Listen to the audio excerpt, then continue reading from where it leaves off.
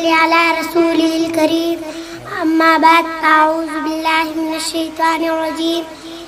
بسم الله الرحمن الرحيم إن الصلاة تنهى عن الفحشاء والمنكر صدق الله العظيم وقال النبي صلى الله عليه وسلم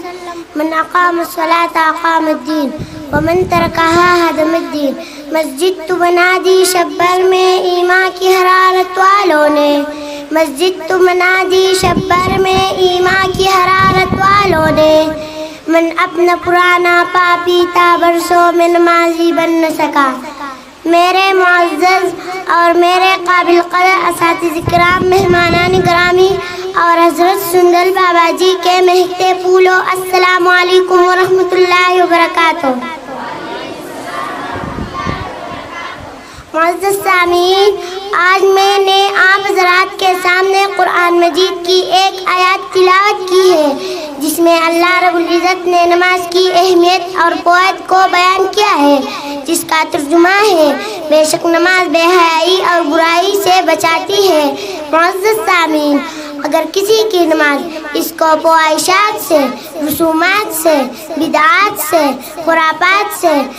خلوطات سے منکرات سے نہ روکے تو جان لیجئے اس کی نماز میں ضرور خلل ہوگا نقص ہوگا جس کی وجہ سے نماز تاثیر سے خالی و عاری ہے اس لیے ہمیں چاہیے کہ اپنے نمازوں پر محنت کریں اور اس کو خشوع و خضوع کے ساتھ ادا کریں پر اس وقت کی نماز ہمیں بے حیائی اور برائی سے بچاتی ہے معزز سامعین اگر کسی کی آپ حضرات کو معلوم ہے اسلام کی بنیاد 5 چیزوں پر ہے نمبر 1 کلمہ شہادت کا دل سے یقین اور زبان سے اقرار کرنا نمبر 2 نماز نمبر 3 روزہ نمبر 4 زکوٰۃ نمبر 5 حج بیت اللہ ان 5 چیزوں میں سے سب سے اہم اور بنیادی چیز نماز ہے اس کا اندازہ آپ ان آیات مبارکہ اور حدیثی مطہرہ سے بخوبی لگا سکتے ہیں جن میں نماز کی اہمیت پر بین ثبوت ہے بس اس توجہ فرمایا میرے محبوب پیغمبر صلی اللہ علیہ وسلم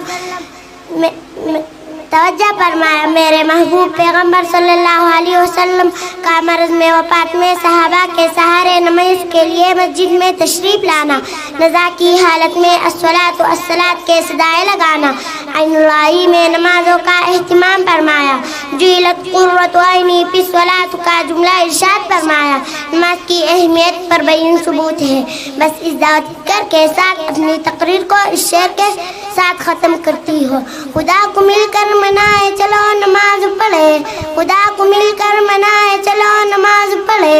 اذان سب کو بلائے چلو نماز پڑھے نمازیوں کو ملی دو جہاں کی خوشیاں